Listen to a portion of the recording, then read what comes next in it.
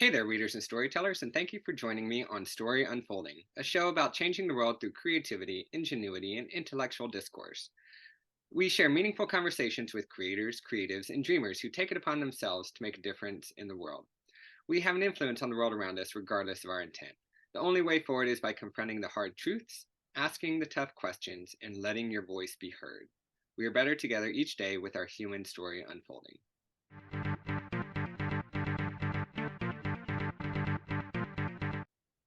Now, I am pleased to introduce today's guest. Jason DeGray describes himself as an imagination wizard. He believes in the magic in all creative endeavors and their potential to capture imagination in a way that can change the world. He is a professional editor, and two of his books have been finalists in the New Mexico Arizona Book Awards. I'm really excited to have this discussion today. I totally dropped the ball last week, so this is a week coming. I'm really excited to have you here, Jason. And why don't you tell us a little bit more about yourself? All right. Thanks, Michael.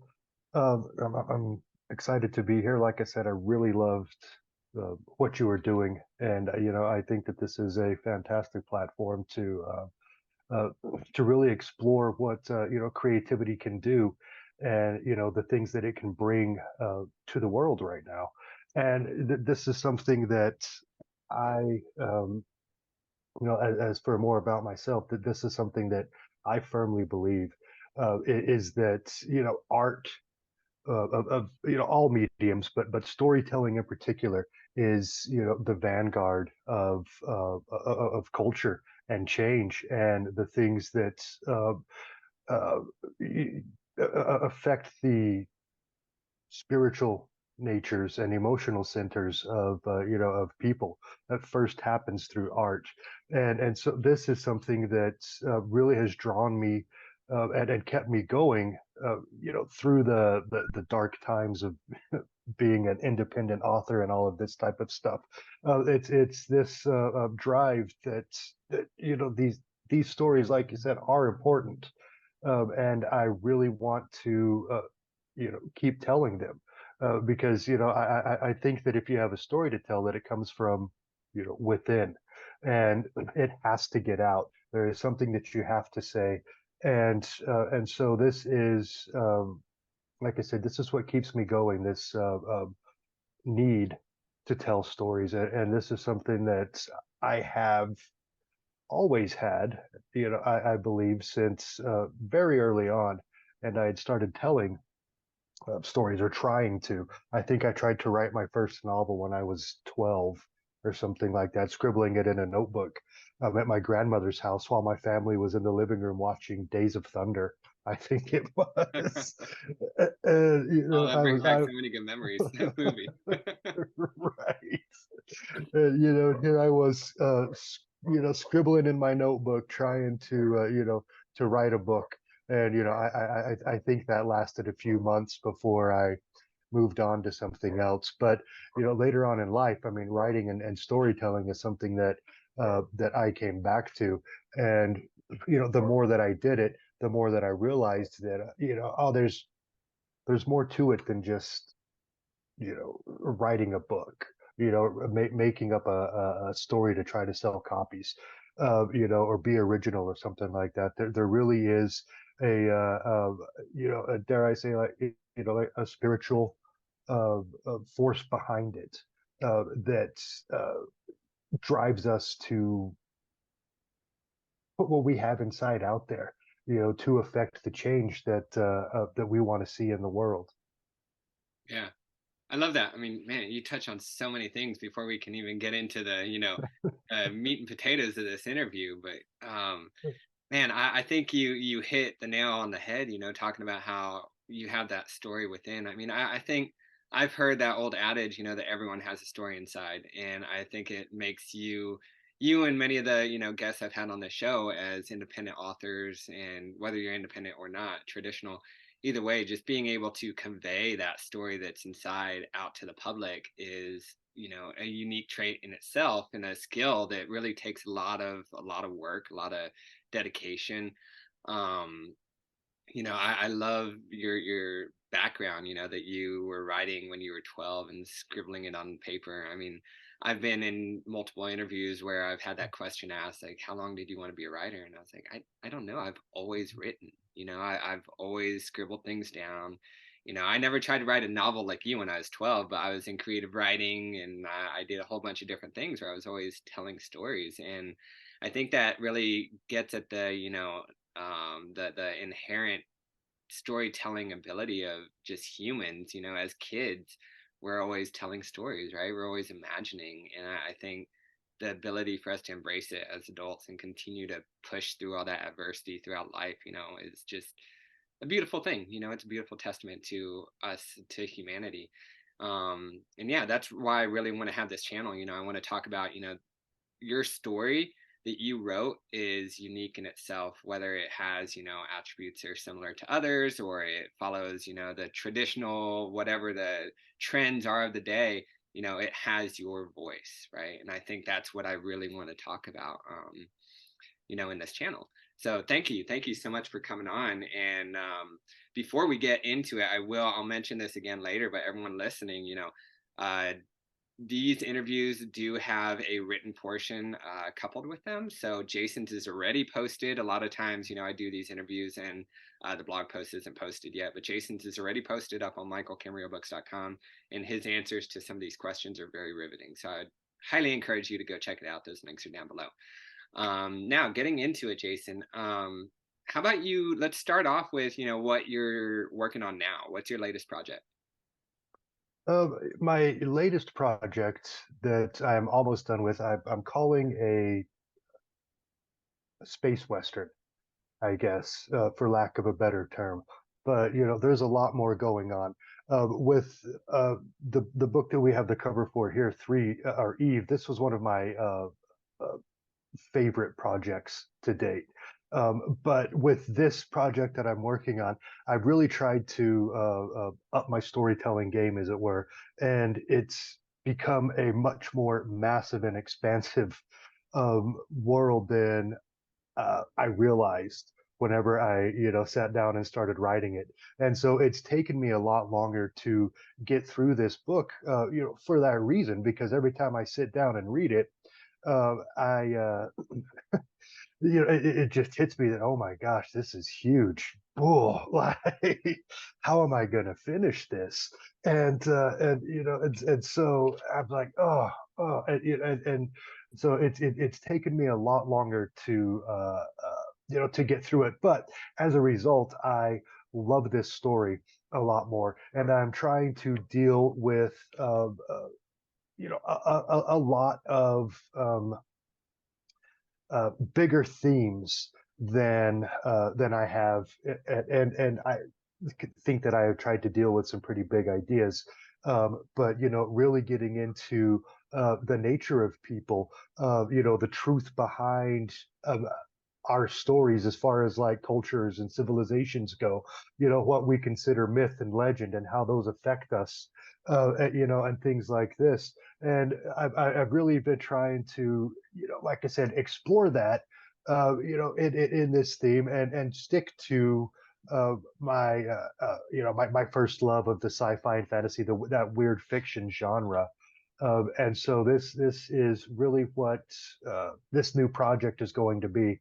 And so I'm really excited. I am scrambling around trying to get, the last 10 or 15,000 words written on this first book. This will also be the first series that I've written, and so it's starting to pick up steam, and so I'm really looking forward to getting it done so I can get it out there, and we could start getting some feedback on it. So that's where I'm at right now. Now, how many books have you written so far? This will be my fifth. I have, yeah, fifth book as far as like novels go, and then I have five novellas that I published as standalone things, and a book of plays out as well. And so that's roughly a dozen projects that I've had put out there. Okay. Now I know, the info behind the veil right now for what you kind of touched on with your new project because I read, your answers, and I really want to dig into that one because there's a lot of similarities with your world building for my own project in my Keeper Program trilogy. And I want to go down that rabbit hole, but first, since I have this cover, I'm going to talk about Eve. I want you to tell us a little bit more about that book, if you don't mind. Yeah, this was started out as a an homage really to one of my favorite genres within sci-fi and fantasy, which is cyberpunk. And I had sat down and said, okay, I'm going to write a cyberpunk novel. And so it's got a lot of those elements in there, but about halfway through it turned weird. And there's a lot of going on in there that really doesn't fit that cyberpunk mold.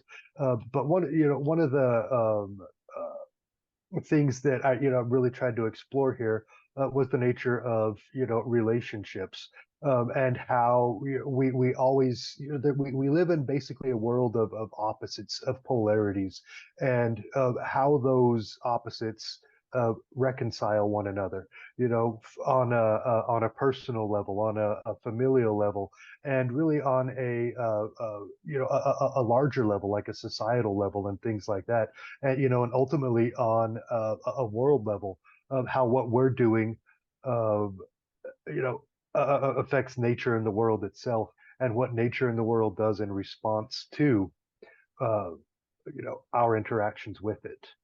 And so this is the big themes really that I tried to explore in Eve.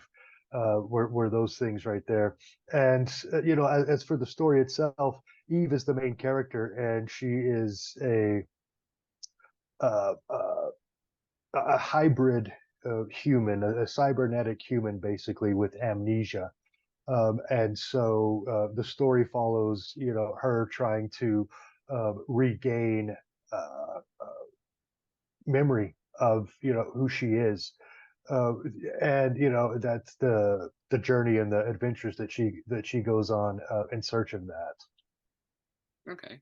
So maybe I read this one too because man, there are similarities across the board. I think you and I need to come together on a project or something because Absolutely. my main character in Keeper 829 is also a female character, and I call her a biomimetic being. So she's part organic, part you know, inorganic. She's part not cyborg, but AI, and she's also going through programming deficiencies that made her you know question her reality, question her purpose. But yeah, I think that's really interesting that you wrote that too, and I that drives me into this deeper question with where did these ideas for you come from? Because there's a lot of themes it seems like driving into purpose and meaning and you know human, well, not human but just behavior and con in in general. Where did a lot of these ideas come from for you? Well, I mean, this is part of my search. This is part of my quest, and these are the things and the questions that drive me as a seeker in my own like personal development and spirituality. It's these kinds of things that I'm looking for the answers to, and trying to understand, and really ultimately come to grips with. And so, as I am, searching for these things, and finding all of this stuff out, or seeing all these different angles, or people's different perspectives on it, I'm taking that in, and working with it internally, and then I filter it out through the stories. And and so, for instance, with Eve, one of the things that one of the things with the amnesia, I had, and I don't think it's spoiling too much, was the idea of ego, and we can see even in mainstream transhumanism and stuff like that, we know that their ultimate goal is to be able to hop bodies, right? To move their consciousness from one thing to another, and this is something that intrigues me. And I said, well, is this something that's possible? Because our egos are used to seeing one thing whenever we look in the mirror, right? And everything that we are is tied to the image that's on the screen, or the image that's reflected back to us. That is you. And and so if you were put into another body and looked into a mirror and didn't see you, what would that do?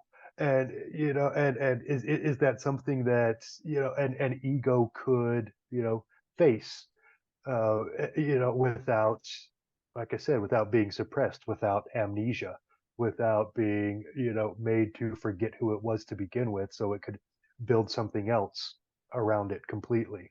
And so, these are the kinds of things that, like I said, that drive me, and that,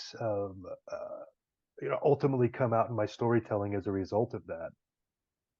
Now, what have you done have you done anything, academically, professionally that kind of directed you in this way? Because you're talking about a lot of like pretty deep neurological, things in there. And just makes me start thinking like, what have you been doing in your life experiences that got you here? Yeah, yeah, no, I mean, I've been, searching around and exploring all sorts of different spiritual paths and walks and philosophies, and things like that for over 20 years now, and looking for what everybody said. What are people's ideas on this type of stuff? And it has come out in other things too, academic papers and and things like that. Um, that well, actually I will be presenting. One of them at a conference in February. But I don't know. It's always been something that has fascinated me. Always been something that, like, if we're not here to find that out, then as far as I'm concerned, why? Why are we here? I mean, we're here to learn and to find answers. And so, that's what I've done. And I haven't done it from a strictly academic point of view. I don't find I find a lot of that dry and lifeless. I was interested in it for practical purposes. I wanted to learn how to incorporate that into my own life, right? And so this is what I've been seeking, is ways to do that, and how all of the these different peoples and philosophies and paths and groups have done it, and and how can we do that, how can I do that now in the world that I'm living in today? And so that's been my approach, is like I said, a much more practical, as opposed to like academic and intellectual. Oh well, back in 318 BC these people did this and this and this, and this is what they believed. But it's like, well, yeah, okay, but but why? What's the real story behind that? What was the story that these people, that drove these people? Because they believed it, and they believed it hard enough that a lot of them died for this stuff, right? And so, like, what was that? What story was that that drove them? And how can I uncover that? And so that's kind of my approach to all of this. And so, right, to answer your question, no, I do not have a degree in neuroscience or anything like that, but I do have decades of experience with all of this type of material, and that, like I said, I'm constantly adding to it. So, That's amazing. No, I mean you don't have to have any certain degree or title, to make it legit. I'm just very curious, because you meet people doing these interviews from various walks of life, and you'll be very surprised to see what people's experiences have been. I'm curious. So you talk about, this your writing has really kind of echoed your path and your journey of discovery. Just inherently being a writer and understanding, the story arcs and all the, components of that, there has to be some sort of resolution for your characters. They have to find, this purpose or meaning or whatever it is they're searching for. How do you write that into their story, and does that help you find any for yourself, or are you continuously moving forward? I don't know if that makes sense, but right, right. Well, it depends on the character, and it depends on the story. And so basically there are, two paths that you can take to this. And the Greeks figured this out thousands of years ago. There's comedy and there's tragedy. And so it's either going to end well or going to end badly. And so that's how, the, those ultimately those are the two outcomes that you have. And I let each story decide its own outcome as far as that goes. Eve had a, a much better outcome than my previous novels, The Ruined Man and the Dark Goddess, where that character did not have a great outcome. And so it was, like I said, I let the story and the characters, kind of develop and see where that goes, and how it's going to end out. But I mean, ultimately, I was much happier with the ending of Eve. It left me in a much better place than writing the endings of The Ruined Man and the Dark Goddess, which uh, left me kind of depressed. And so that I learned something about myself in that as far as storytelling goes, I always want to I'm happier inspiring hope than nihilism, as it were. And so that that's something that I've learned about myself, with these writing projects over this time, and the way that uh, you approach the story itself. That's how you drive the characters to that end, right? What story are they telling? And even if everything falls apart, um, that doesn't mean it's hopeless. That doesn't mean there's uh, uh, nothing after that, right? Or nothing's going to be good again. And that's kind of how I like to see things. Makes sense. Yeah, I like that. Now you mentioned a number of times that the story kind of writes itself. I have found as a writer, that my characters have really taken a life on their own. And I like to, there's that difference between plotters and pantsers and whatever it is. I find myself falling in the middle where I kind of try and do a lot of planning in advance, for big picture, but then when writing the actual story, I just let it flow. Um, did your characters that you're writing, are they derived from, specific personal experiences, or were they just things living in your head? And have they, how did they, grow as you grew? Yeah, right. It's a little bit of both. I'm not one of those writers that's going to say, "Oh yeah, this character was based on this person for my life," or that character was based on that person. But I think that inherently, as writers, we take these ideas that we see around us and work them into our characters, right? And for me, it's you see somebody acting one way and say, oh, well, why do you think that is? What motivates them to do that? And so that's the character's backstory. That's the character's arc in that. And then I say, okay, well, this is obviously a flaw. So how would they grow from that? Okay, how would they move away from that into, because that's something, it's especially with fiction storytelling, and these types of things, is that we have to see growth, we have to see change. Static characters are dead on the page, and that is something that I firmly believe. And so wherever my characters start, they're not going to end up there. They're going to end up as essentially different people, and in either a good or a bad way. But they've changed, because this is something that is, like I said, a must for any type of storytelling in general, is this progression of a character. And so this is something that I always consider, whenever I'm starting a new project is, okay, what type of people are they now? And as I'm writing, I'm thinking, okay, is this an opportunity for growth? Is this an opportunity that I can use, and mold around this character so that, they've grown a little bit, but it has to happen in stages, right? It happens progressively as the story unfolds. We have, character growth and development. And so that's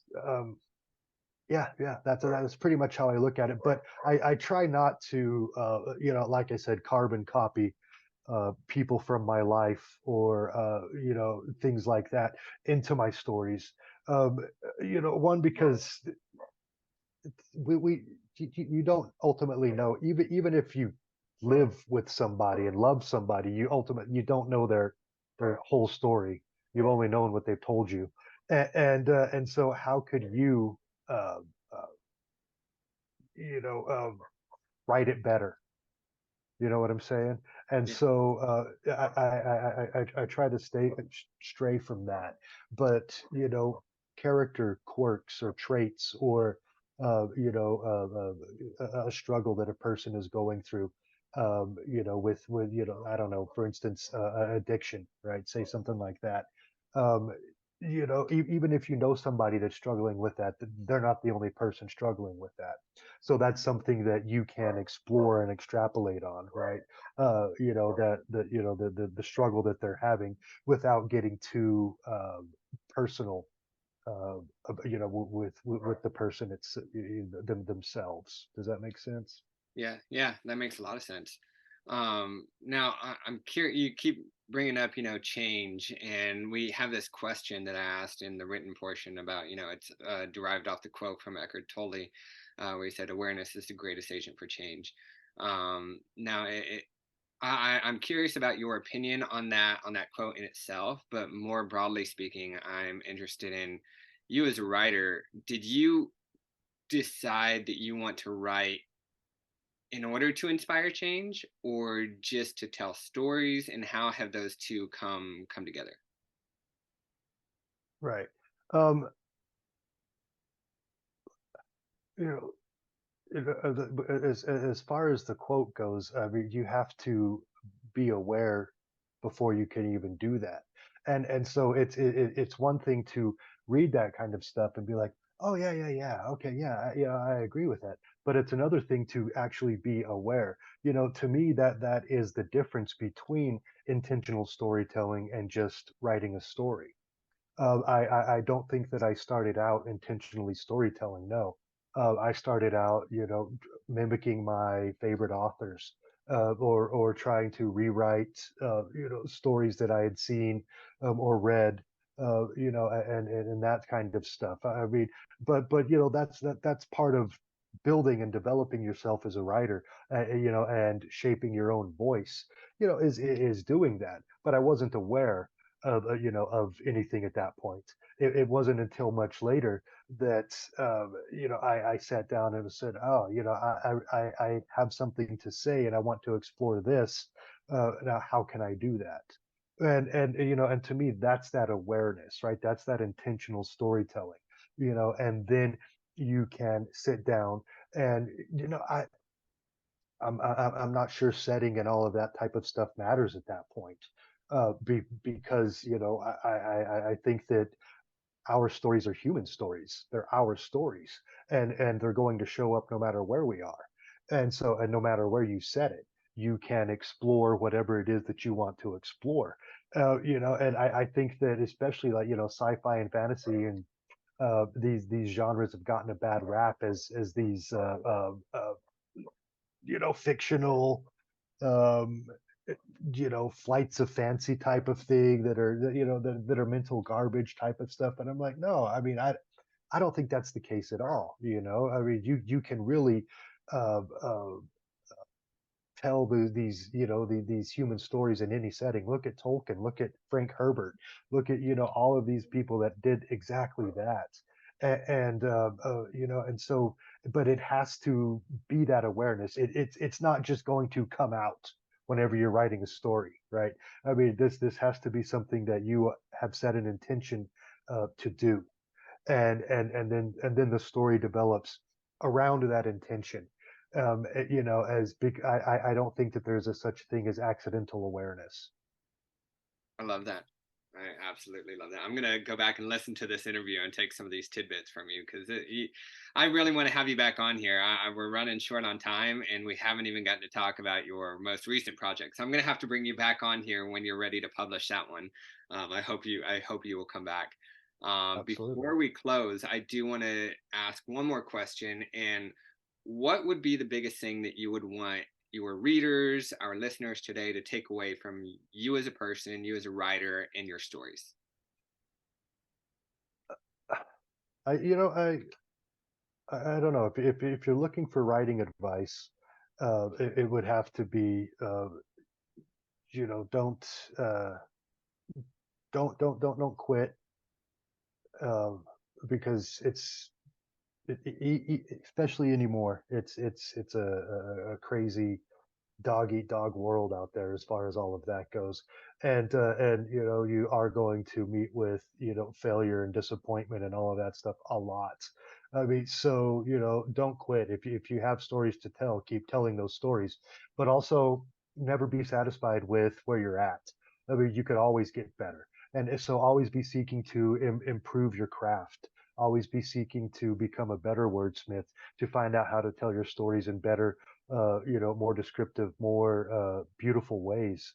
And, you know, don't settle. You know, don't settle for that. Um, you know, and as far as overall, you know, uh, don't get caught up in the stories. Everything is a story. Everything. We live in a world of stories. We make sense of our reality and world and everything and who we are through stories. And ultimately, all of these stories are just fictions too. And so don't get caught up in them. Don't let them determine who you are. Don't let them, you know, drive the world. Write your own story. Yeah. Well, thank you so much for that. Where can we find you? Where can our listeners find you? I'm on Facebook, Jason DeGray author, right now. My website is in the works. You could find a lot of my novellas and stuff like that on ubpublishing.com. That's the website that I use for, you know, that kind of stuff. You could find the ebooks and that type of thing available there. And so that is pretty much it. I don't get on Twitters or Instagrams very much. That's fine. It's a whole So, beast in itself. I try to do it, and it's exhausting. right. But okay. Absolutely. Yeah, well, all those links will be located down below for everyone listening. And like I said, you can find all of Jason's words directly, question and answer format on my website at michaelcamarillo.books.com in that blog post. And I encourage you to click subscribe and come back for more. There's going to be more guests, and I hope another follow up with Jason once his new book comes out. And once again, Jason, thank you so much for joining us today. Well, thank you, Michael. It was a pleasure. All right, and all you listening, don't forget to read more and write mindfully.